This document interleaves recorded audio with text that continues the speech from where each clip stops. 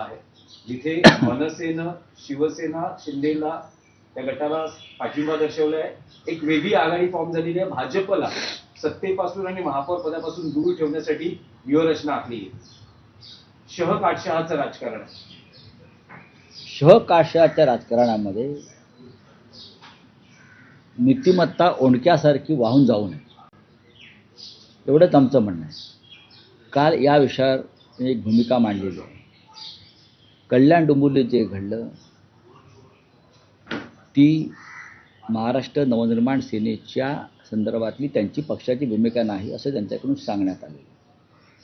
स्वतः महाराष्ट्र नवनिर्माण सेनेचे प्रमुख राज ठाकरे ह्यांनासुद्धा ती भूमिका मान्य नाही, ती पक्षाची भूमिका नाही हे त्यांच्याशी चर्चा झाल्यावरती आमच्या लक्षात आलेलं आहे.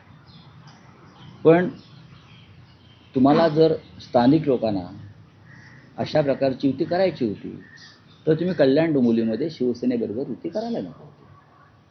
आमची एक भूमिका आहे आणि कठोर आणि कडवट आहे.